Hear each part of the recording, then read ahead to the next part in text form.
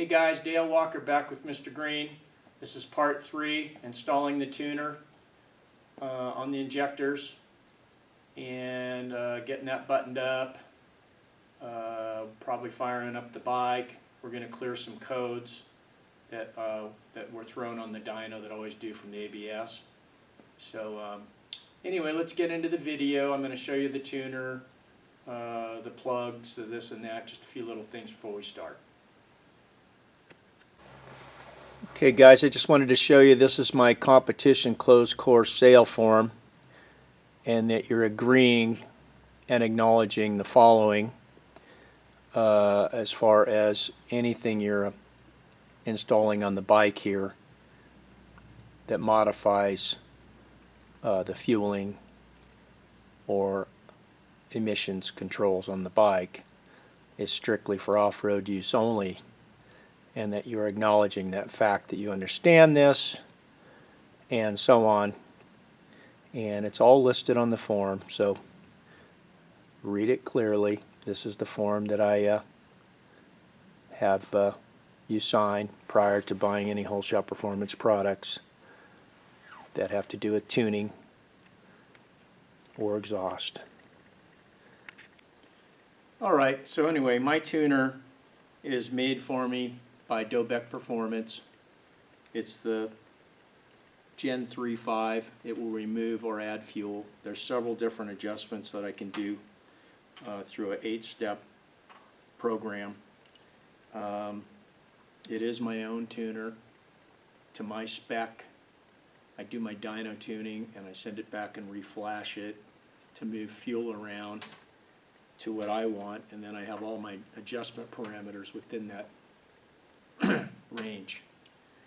So it does, the beauty of this is you're not touching your ECU. Of course the ECU can do other things like timing, rev limit, blah blah blah. But I always like to see what I can get out of it first. I found a lot of bikes, they don't need more revs. You know, there's no reason to twist this motor really more than the stock red line. Most people aren't going to. Buzzing its lungs out all the time. And there's other things you can do, but I'm not sure the timing's really backed up that much on these at all. So we'll just find out the results, see how we do, you know. But what is slick about this is totally reversible. You aren't sending your ECU anywhere. Basically, it piggybacks right into, each one of these is one cylinder. It isn't particularly numbered per cylinder, it's just how the harness lays in there. So when you unplug the injector plug, this corresponding plug goes to the injector plug from the harness, and this goes to your injector. And I'll get into that when I'm working on it, but that's the basic deal. It gets the powers from the injector on one common side, and then there's one ground wire, the black eyelet, that has to go to a super good chassis ground or directly to the battery ground. Okay. The other thing, and of course this product is strictly for off-road use. No registered motorcycles, it's only racetrack use. You know my release form, and that's what it's intended for, and that's what we have to do. The next thing is an O2 bypass. Some of the bikes I've tuned around the O2 and left the O2 on, and it actually works pretty good. A lot of people won't think that'll work, but it does on a lot of bikes. And but on this one, we're going to bypass the O2. I used to carry these. I'm no longer carrying these at all, just because of, you know, certain reasons out there now. So my wife Lisa's taping here video. So Smart Moto makes a real nice O2 bypass, and it comes with a little plug if you wanted to take the O2 out of the header. Usually I leave the O2 in the header, that way you can plug it right back in if you want. So it's basically smartmotoelectronics.com, and the owner of that company, his name is Nick. They're in Greece. He makes some really nice products, and this is the part number OSE-107 for the Z900RS. Okay, a few other Kawasaki's also, but these only cost around $15 to $20, and he charges, I think it's $15 or something like that, shipping, and the guy sends them out immediately. You have them in like 4 days. So for the Z900RS, this is the one you want to get, smartmotoelectronics.com, and that is the part number OSE-107. All right, so now let me get set up. Secondaries are removed. We want this area to work here and see what we're doing, so we're just going to lay the towel right to here so it's not covered. And let's get set up, and I'll start that process. Okay, we're going to leave the black ground wire back here hanging for now. We're going to bundle it up and go directly to the negative on the battery. Okay, I'm leaving a little extra slack in mine so I can flop the tuner out here and nylon tie it and have it hanging out here for when I'm doing my dyno work. Okay, but you can tug up. You don't have to take any of these loose up here, at least yet. Just this one. You can grab under here and just tug it back and up pretty hard. This isn't going to do anything. This is not hooked to the ECU. This just goes back to the taillight blinkers. And there's a nylon tie here. So in this area you can pull up on it pretty darn hard. You get enough gap right in between there. One at a time you can slide all the plugs through here. It's laying up on top. And then you can snake them through here. And I just have them laying up here right now. Okay, and then you can push it right down inside there. See where it is right there? I don't know if you can see it or not, but there it is. Down in that cavity there. So if there's a little more slack, grab my light, sorry. Once we get the injectors all plugged in, if there's a little more slack, we might be able to put some of it right in there. Right down in that cavity down there. Right in there, see it? Anyway, so let me get to the injectors. Okay, as you can see, the injector harness is kind of laid out. So from left to right, it extends over. So these two are on one harness plug. So that's going to be your left hand number 1, these two number 2, these two number 3, and the last pair all the way here on number 4.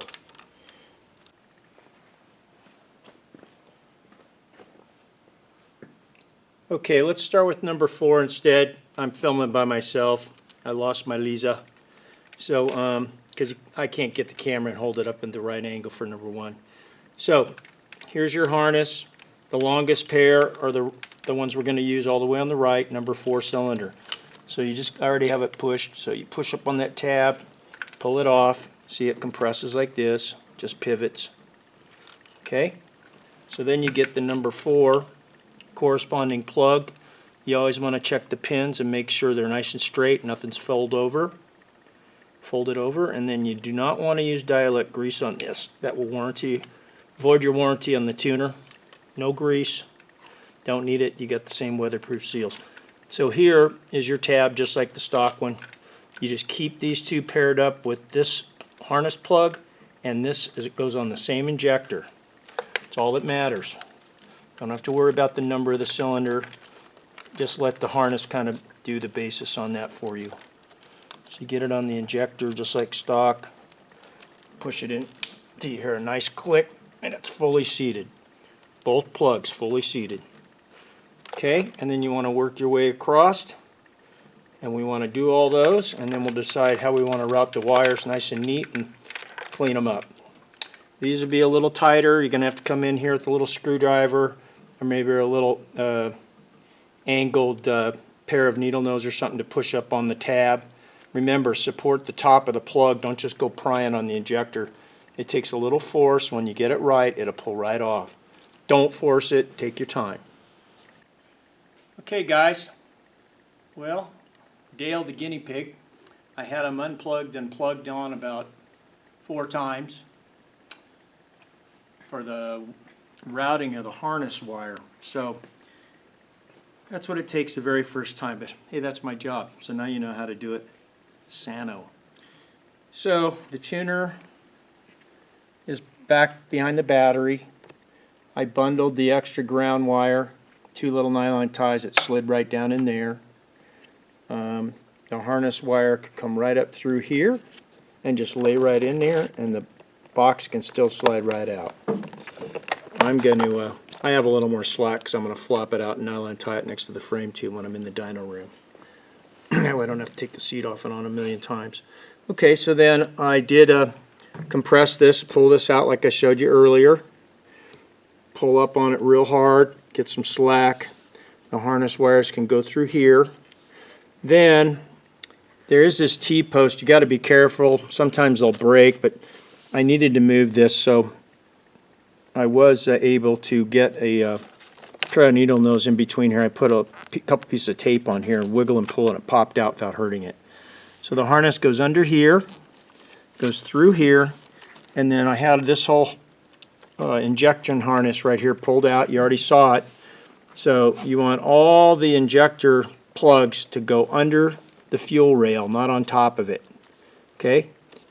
And then you can plug them all in like I showed you, and then you can plug these right back into the little push T's here, see? And all the injector plugs are under this factory harness. And the only place I did, everything is lays underneath real neatly. You don't have to do anything underneath. There's plenty of room down there. Right here I put a nylon tie on this one plug here to the brake lines. Didn't want it up here tugging on it. I just put it right there. And then over here the number, oh, I don't know which one this is. I think this is the number 1 plug. Yeah, right here. See the little nylon tie? Otherwise this would flop down, kind of get down visible, and you want to keep it away from the throttle linkage. So that's all neat and tidy. Comes back here. For me to get it out, you can just lift it up, pull this out of the way. It just kind of lays right in here real neatly. So that's the install of the tuner.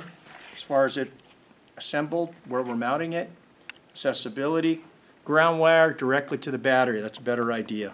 That way you don't have to hunt around for a ground. The wire's right there. I don't know if you can see it. See, hun, down in here. I bundle it, 2 little nylon ties, slid it right in between the battery. And you're not tampering. It's got a real nice eyelet on it. You might as well leave that on there, not cut it off and shorten it.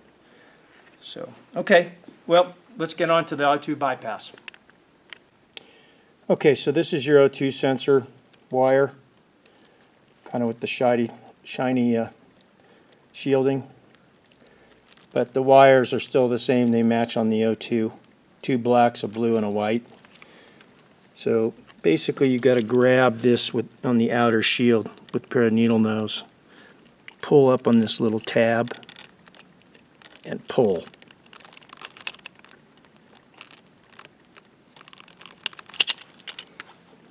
Like that. Okay, and then here we have the new Smart Moto resistor. It's got a little tab. It's on the top. Just put it in the plug just like the original, and hopefully it'll snap right in place. Like that.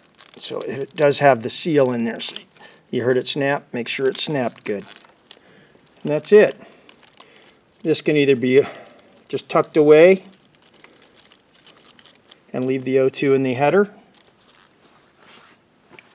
or it's up to you if you want to remove the O2 and put the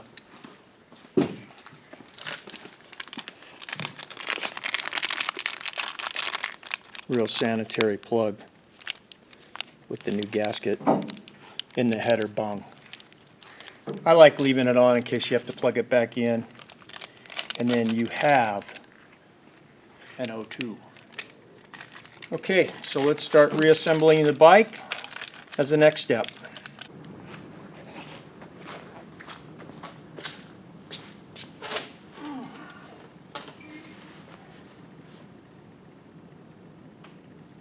Hey guys, Dale Walker at Holeshot. Well, we're continuing with part 3 here. Today it's Saturday. I've been putting the hours in on this thing, trying to get it together. So today we're going to go ahead and get the air box installed and go over a few other little things. Hopefully button it up, maybe fire up the bike, clear the code. We'll see how long the video is going to be or whatever. But I really appreciate your support. You know, I have a small channel, so if you can, tell your buddies about my channel. Ask them to subscribe, take a look. Please push the notification bell, subscribe, thumbs up, all the good stuff. Maybe we can grow my channel a little bit. But I do appreciate your support. Trying my best to get this thing done with what energy I have. So let's get started. Okay guys, I got the K&N filter installed. That's the one I'm going to run. This is the part number you need to buy, KA9018. Best price to get these is right on the K&N's website. I used to stock tons of K&Ns, but they cut me off because they came out with a $100,000 minimum per year. Oh man, I told them to shove it. Anyway, also Amazon has them for about the same price too. Anyway, the K&N, some of them don't fit that great, but this one is a good one. It's got the hard plastic base, kind of like the stock filter, which is much better than the rubber thing. So I like the K&N. Some flow a little teeny bit more. I doubt it makes any difference, or very minimal. I still like to have these to be able to clean, and just a very light little film of the aerosol spray K&N oil. Just very lightly oil it. So, it's reusable. It does keep your throttle bodies cleaner than some of the ones I'm sure that flow even a teeny bit more, but how much more, right? Anyway, so before you stick the airbox down, don't forget to put on your breather hose. Okay, I already did. Make sure that the little clamps for the velocity stack horns are backed off, the bolts I talked about earlier. Pretty much it's self-explanatory. Get it down there, push tight, and you can feel it. It fits real nice. It's not a hassle. So mainly this first. Get this seated, and the front two mounting bolts here and here. When I pulled it apart, I removed the little washer. It seems like they're stuck on here, and one flew across the floor. So I pulled them off, had them in my magnetic tray. The airbox mounting bolts are the slightly shorter 10mm head flange bolt. The rear gas tank are the longer ones. Okay, look the same, but the two longer ones. The rear gas tank mount. So stick these in here. I think it's best to lightly snug these. All you need is a 10mm socket, little extension, or a long T-handle maybe. T-handle will probably hit on the bars. This works about the best, I think, with the short little 3/8 ratchet. And right now I'm just going to lightly snug those, okay? Then we're going to go in here. You go through this hole. Can you see me there? I think so. Yeah, a hole right here is accessible with your 3mm Allen driver. Don't need a real long one. Some of them take a special tool. Now you want to eyeball the clamp and rubber and make sure it's down all the way. Kind of put equal pressure in the center of the airbox and snug this side down. Okay, then go to the other side and do the same thing. Okay, with the clamps tight, now go ahead and snug the front two bolts. You don't forget those, slightly snug them. Okay, and then you can use a little spit on your finger in the rear breather hose. You might have to push a few wires away a little bit. I use a long pair of needle nose like this. Get the hose all the way seated up here. Already position the clamp to the back so it's a straight shot with your pliers. And go ahead and get this clamp on there. Just right up to the top. Okay. You can turn it if you want to turn it a little bit like this or whatever, but I don't like too much because then you can't get to it. Okay, once that's done, your intake air pressure sensor. Don't forget this plug right here. Hopefully you can see me. Make sure Yeah, you can see me. Okay, here's your pressure sensor. Here's your plug. The little catch on it goes to the bottom. Push it till it snaps. There you go. Okay, this other breather, or this little drain hose, just leave it right here for now. Actually, it goes on the other side. So there is a nipple right down here. Okay? So the next step is just get this on there. We can go ahead now and put these back in this holder here for all your plugs. The factory thing just slid out and was rolled back. Here's your mounting point. Slide them in there. Push it down. Just like that. Okay? Alright, so the next step's I'm gonna stick the hose on, and then we'll get the lid put on. Okay guys, let me go over the little air box screws and how I like to do this procedure. So this little baby right here turned all the way down. JIS number 2, Japanese bit. JIS number 2, Japanese screwdriver. If you don't have a magnetic tip one, just rub it on a magnet for about a minute, all 4 corners. That way it'll magnetize it enough to hold the little screws. Okay, make sure the K&N is fully seated in the groove here, which it is. Everything else is snug. I went over it 2 or 3 times. I did roll this one clamp forward just to keep the little prongs away from the harness here, just enough. Okay. Everything looks real clean. Everything's double checked. The air box is totally clean. I blew it out, vacuumed it. Here's the Holeshot stage 2, the 2 holes underneath, 4 on each side. Here's the air box all trimmed with the front divider gone. All this airflow coming in is going to be sweet. All even distribution into the velocity stacks. Velocity stacks now are the all equal length shorter ones. Nothing hanging over the filter. Anyway, so everything's buttoned up in there. Just go ahead and get this thing down in there. Okay. What I like to do first is I like to use the screwdriver first and just get them all started. Just a few threads. The center one's always a little tricky. I'll put maybe a few in the sides to kind of locate it a little better.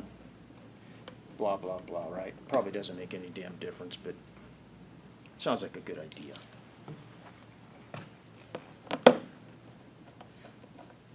Let's get the one in the middle started. There's 13 total screws, and there's no extra. You don't want to have to call Kawasaki and order them. So when you pull these out, put them in your little magnetic tray while you're working on the bike. And the reason I like to do this is you can hang on to it by hand and get them started. You know, you're not going to drop them down in the abyss of the engine case or whatever. So let me get these all started real quick, and then we'll use the other power driver. Okay, so you don't have to do it by hand forever. Let's go ahead. I got this clutch all the way where it's barely going to tighten them probably. Yep. Not going to hurt them. Yeah, make sure it's seating properly, which it is. Looks good.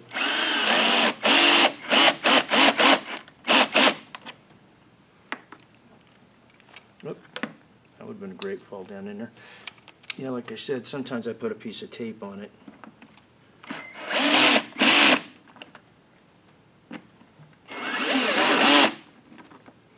We're going to tighten them by hand. Nothing like the feel by hand. You don't want to get carried away. See all these guys on YouTube just tighten everything with these things, no matter what, you know, like it's the right torque. Well, when you've been wrenching on stuff for years and years, you have a better feel by hand of what's going on. So you can lightly snug them with that so it doesn't take forever. But final deal.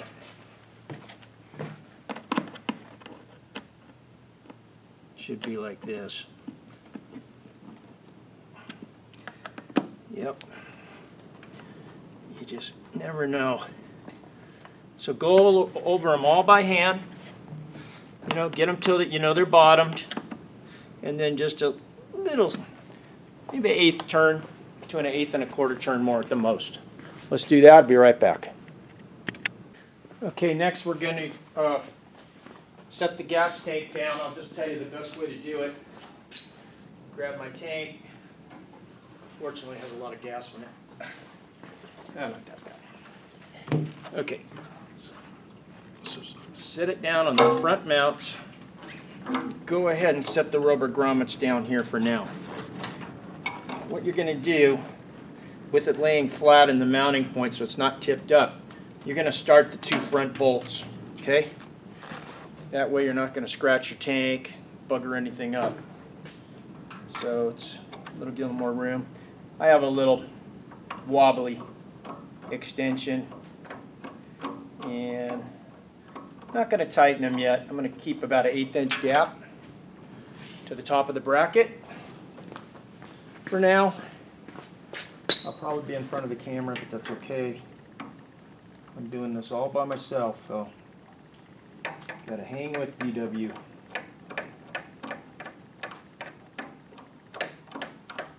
Okay, yeah, leave a little gap there. That's just to hold it in place, but that way it'll pivot up. Looks beautiful, hopefully. Okay, so then I think I went over in my other video, but I have a couple little rubber bumpers here. This is about 2.5 inches tall. You see those? Yes, you do. Okay, so now that it's hooked up there, it's not going to hurt anything. I'm going to lift it up and put these underneath right here. You know, the rubber won't scratch the frame at all, but you could use a little block of wood, put a little rag on there. It's not a big deal. You only need it on one side because it can't tip because you have both the front mounting bolts in. All right, so now you want to hook up your fuel hose and your fuel pump / fuel gauge connector. So let's go do that. All right, I got the camera set up best I can, got some light in there. It's pretty self-explanatory. Anyway, get your main fuel line here to the fuel pump, push it all the way on. The little clip still has to be out. And once it snaps in and it's all the way, you just push that clip on. Here is your fuel gauge. Fuel gauge plug. The little tab, the lock tab, if you can see it, goes to the top. I don't even know if you can see this from over there. Now can you see it? See, here it is, the white plug. You took it off. It's the green wire. Little tab at the top. So go ahead and reach through here and get that thing plugged in until it snaps. Just like that. All right, now you just want to make sure your two breather hoses for the back of the tank are located right here so you don't get them caught underneath. Pull out your little blocks. Go ahead and set the tank down. Okay. I'm not going to put these on yet.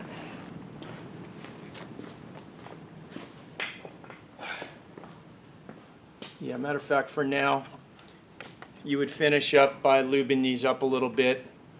You know, it's not a bad idea to just put a teeny bit of anti-seize on these, even though it's a little messy, just a tiny little bit, and slide your hose on.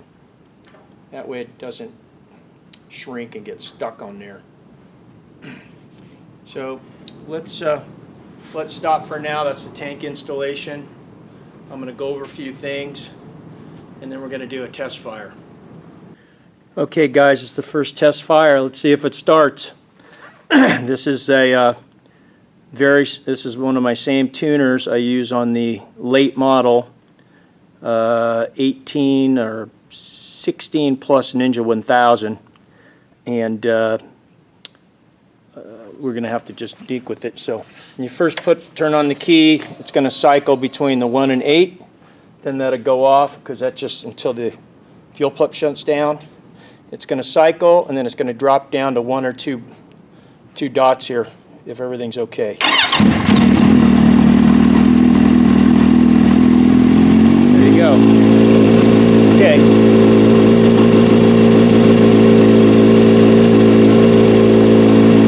So what we have is we have 8 zones. I'll just cycle through.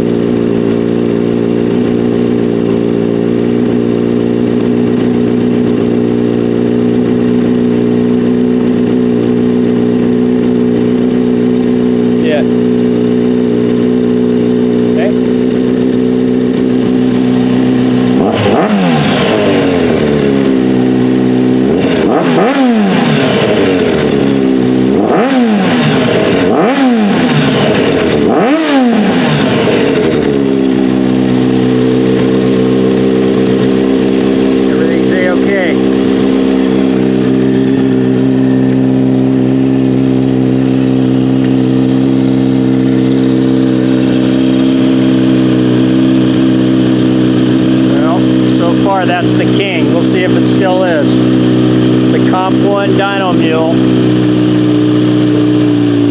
Shut the engine off now. Be right back. Okay guys, let's go over clearing the codes. I ran it on the dyno. It pops every code. Not every code, but anyway, Kawasaki, it's a total pain. They want you to go ride the bike for 15 miles at certain miles per hour, shut it off, go ride it again. It's just ridiculous. So I researched and I found a adapter cable on eBay. Here it is right here. This is the company. It's made in China, but it works beautiful. There's an adapter cable that can go to any OBD2 code reader that will also clear a code. And so let me show you right here. I have this Hyper Tough HT309 I bought on sale at Walmart. I think it was about 30 bucks. Works beautiful. I use it on my car builds. I've got the adapter cable plugged in. Here's your diagnostic plug on the bike. I took the foam off. There's a little, you got to pry up on this little deal and take a little flat blade screwdriver and pry it and it comes off, okay? It plugs into here just perfect. Make sure it's plugged in all the way. Just like you would do in your car. Turn the key on. I haven't used it for a while, so we'll learn together. Okay? So we've got the setup. There we go, it's scanning.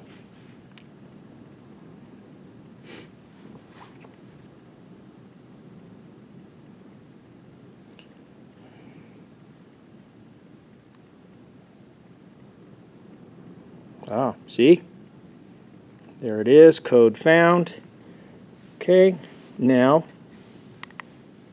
read codes, just erase code, push enter. You want to erase it? Yes. Boom, done. Okay, now we had some codes on the dash up here. So what we're going to do now is I'm going to just shut off.